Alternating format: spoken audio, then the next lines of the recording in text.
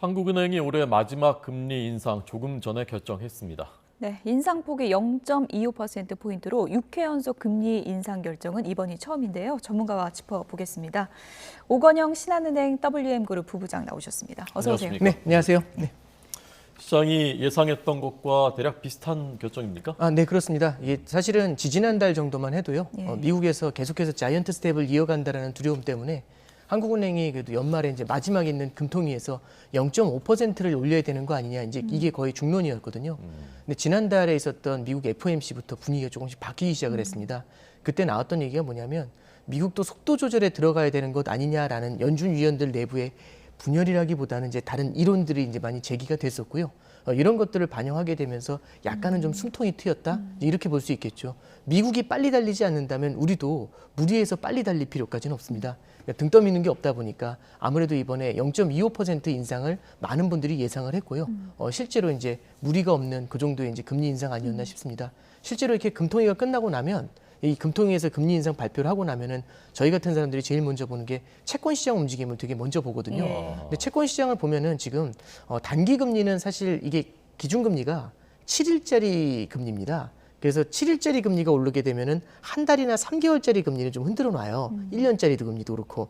근데 1년이 넘는 뭐 10년짜리 금리, 5년짜리 금리 이런 쪽에 주는 영향은 좀 적거든요. 오늘 보면은 10년이나 5년이나 이런 쪽은 아주 평온한 편이고요. 앞에 있는 금리들만 조금 좀 움직이는 정도. 그러니까 시장이 어느 정도 예상했던 그대로 움직인 거 아니냐, 이렇게 평가를 하고 있는 것 같습니다. 빅스텝이냐 베이비스텝이냐 갈림길에서 미국의 속도 조절론도 영향이 있었고, 그리고 이제 여러 가지 다른 요인을 보면 최근에 환율이 좀 안정된 것도 반영이 된 건가요? 네, 그렇습니다. 이제 실제로 미국에서 속도 조절에 대한 얘기가 나오면서 원달러 환율이 1,400원을 넘었던 원달러 환율이 큰 폭으로 하락을 해서 1,350원 밑으로 내려왔습니다.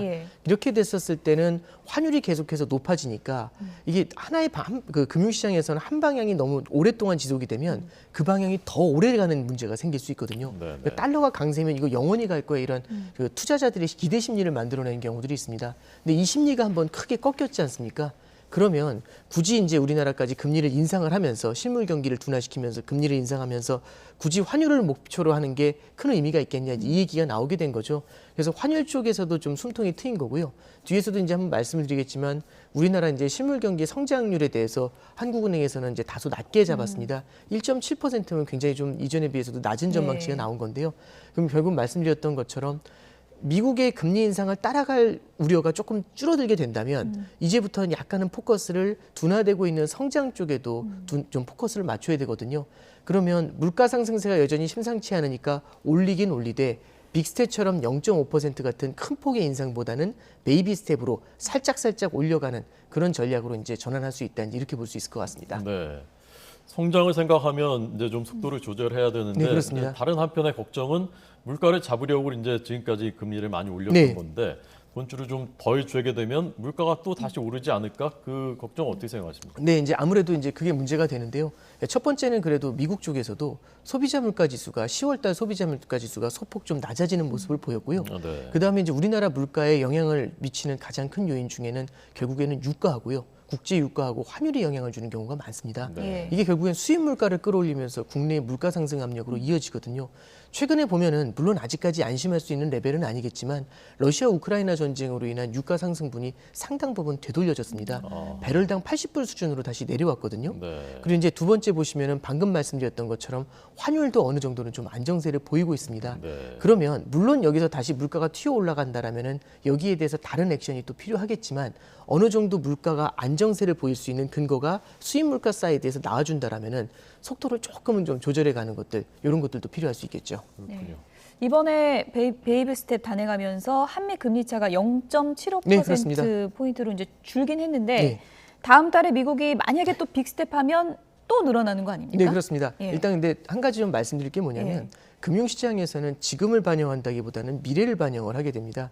사실 미래를 반영한다는 거는 내년에 이제 미국이 5%나 5.25% 정도까지 금리를 올릴 것이다, 이렇게 좀 예상을 하고 있고요. 5.5요? 예, 5%나 5.25%요? 이 정도까지 금리를 올릴 것이다, 이렇게 예상을 하고 있고요. 한국은행 같은 경우는 3.5나 3.75까지 금리를 올릴 것이다, 이렇게 예상을 하고 있습니다. 그럼 이 정도의 예상이 돼 있다는 건 제가 여기서 뉴스에서 말씀드릴 수 있을 정도라면은 금융시장에는 어느 정도 녹아 있다라는 얘기거든요. 그 정도의 전망이. 그러면 지금은 0.75나 1%의 금리차를 보이고 있지만 실제로 내년 3월 정도 되면은 미국이 예를 들어 5%일 때 우리가 3.5면은 1.5%의 금리차가 나타나지 않습니까? 그럼 사실상 1%의 금리차를 반영하는 게 아니라 미래에 있는 1.5%의 금리차를 지금의 환율이 어느 정도는 좀 녹여놓고 있는 겁니다. 근데 여기서 이제 하나 말씀드릴 게 뭐냐면 미래의 거를 어느 정도는 땡겨서 선반영을 하고 있다는 게 있고요. 두 번째는 금리가 계속해서 더 올라갈 거라고 생각을 한다면 이런 선반영이 계속 바뀌면서 그 이후에 올라갈 것들도 계속 반영해 가거든요. 근데 어느 정도는 금리가 고점에 온 거 아니냐. 예. 기준금리 인상이 거의 이제는 끝나가는 거 아니냐. 끝나가다 보니까 이제는 어느 정도 조절하다 보니까 속도 조절부터 들어가는 거거든요. 그래서 여기서는 이제 기존하고 좀 달라진 거는 확실히 어느 정도는 고점에 와 있고 그 고점 수준은 어느 정도는 좀 환율이 반영을 하고 있다. 예. 이제 이렇게 되면은 이후에 금리 차가 조금 더 벌어지더라도요. 기존처럼 환율 변동성이 아주 높아지거나 그러진 예. 않을 것 같습니다. 그래서 환율의 상승 속도가 좀 제한적으로 네. 나타나지 않겠는가 그렇게 보고 저 있습니다. 좀 궁금한 게 네, 속도 조절을 한다는 게 최대치를 낮춘다는 건 아닌 아닙니다. 거죠? 네, 그건 예. 아니고요. 이제 이렇게 보면 되겠죠. 결국에는 때릴 때 한순간에 막 있는 대로 때리는 거하고요. 하나하나 잽을 나눠서 날리는 거하고는 다를 수가 있죠. 결국에는 인플레이션을 잡기 위해서는 한꺼번에 때려주는 게 사실은 제일 좋을 수 있는데 인플레이션을 잡으려고 한꺼번에 때리다 보니까 다른 쪽까지 다 영향을 주게 되는 겁니다.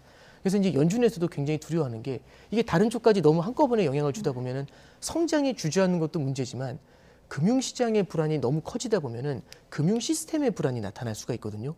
예를 들어서 한 달 전쯤에 옐런 재무장관 같은 경우는 미국의 국채 시장의 불안감이 커질 수 있다라는 표현을 쓴 적도 있습니다. 네. 그럼 이렇게 됐었을 때는 연준이 생각하지 않았었던 다른 쪽의 부작용들이 나타날 수 있거든요. 그러면 긴축을 하되 부작용을 최소화할 수 있는 방법을 찾아줘야 됩니다. 그럼 부작용을 최소화하려면 아무래도 그 부작용마다 무언가 대책을 세워줘야 되잖아요. 대책 수립에는 시간이 필요하게 될 겁니다. 그럼 시간을 벌어주면서 긴축을 하려면 아무래도 속도를 천천히 가져가 주는 거죠.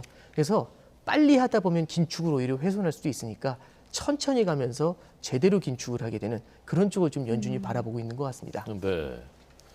지금 경제가 이제 어쨌건 살아나야 되지 않겠습니까? 네, 그렇습니다. 오늘도 여러 그 신문들이 대기업들 재고 늘어나고 있고 중소기업들 도산이 네. 늘고 있다 네. 했는데 선생님 이제 OECD도 우리 성장률 전망치를 우리 네. 1%대로 낮췄고 조금 전 한국은행도 0.7 1.7, 네, 1.7로 또 네. 낮췄지 않습니까? 네.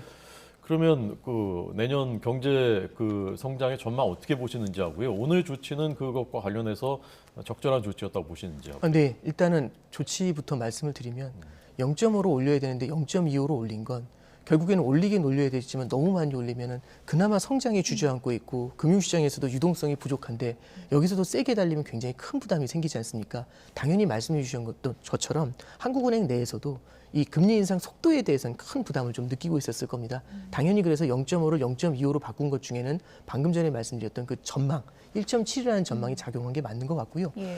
이제 결국에는 OECD 같은 경우 어제 이제 보시면 다른 나라 전망치보다 우리나라 전망치를 조금 더 많이 낮췄습니다. 우리나라는 대외 경제 수출 의존도가 상당히 높은 편입니다. 네. 그러다 보면은 국내 내수 시장이 작다 보니까 해외에 대한 수출 의존도가 높잖아요. 그러면 우리의 의지와 달리 해외 경제가 흔들리게 됐을 때, 해외 수요가 줄어들게 됐었을 때는 우리의 수출이 위축이 되면서 우리나라 경제 성장에 큰 영향을 주게 마련입니다. 그래서 이제 한 가지 말씀드릴 거는 최근에 보면 나타나는 현상들이 각국의 금리 인상으로 인해서 글로벌 성장세가 좀 둔화가 될 것이다. 특히 그리고 중국 경제의 성장세 둔화에 대한 우려가 좀 커지고 있고요. 성장세가 둔화가 되는데 수출하는 국가들은 자국 통화 약세를 만들어서 수출을 늘리려고 하고 있죠. 네. 그러다 보면 아무래도 장사를 할 수 있는 그런 이제 그 구멍도 굉장히 좀 좁아지고 있는 겁니다. 그러면 수출 성장에서는 굉장히 어려워지는데 국내 내수에서의 물가를 잡기 위해서 금리를 올리다 보면은 가계 부채에서의 충격이 나타날 수 있지 않습니까?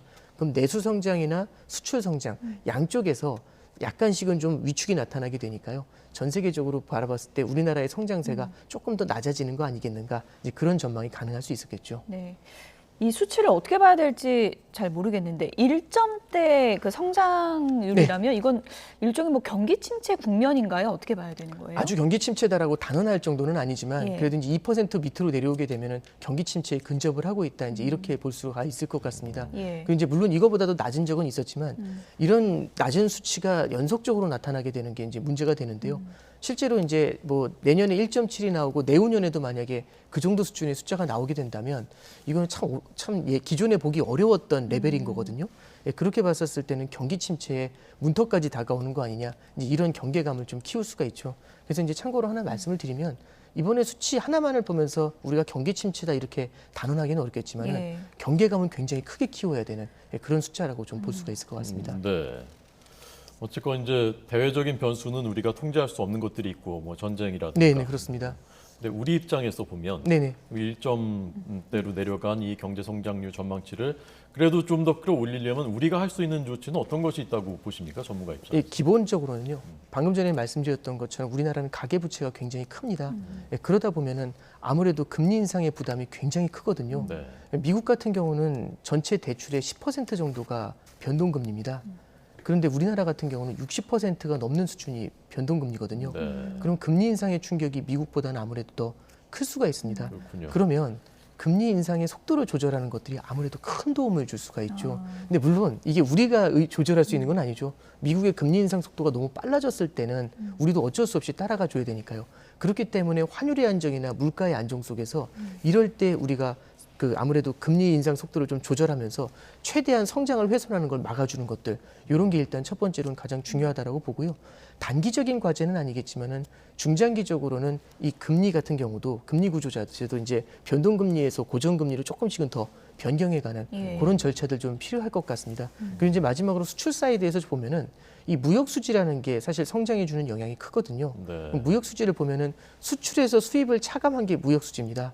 그럼 이제 수출을 늘리자라는 얘기는 사실은 뭐 누구나 다 공감하는 거지만 쉽지 않은 거지 않습니까? 네. 그러면 수입을 어느 정도를 제한하는 방법들이 있을 겁니다. 근데 수입을 제한하는 방법 중에는 에너지 절약 같은 것들도 영향을 줄 수가 있죠. 물론 이게 뭐 옛날 담론이다라고 생각하실 수도 있겠지만 네, 네. 이럴 때 또 에너지 절약 같은 것들도 좀 많이 필요하지 않겠는가, 이런 것들이 작은아마 우리 성장세를 갖다 유지하는 데는 좀 도움을 주지 않을까 생각을 합니다. 우리가 좀 평소에 생활에서도 에너지 소비율이 굉장히 높은 편인 거죠, 우리나라가. 이제 뭐 아주 높다라고 말씀드리기는 어렵겠지만은 그래도 과거에 에너지 절약하던 그런 때보다는 아무래도 소비가 좀 많이 늘어난 건 맞죠.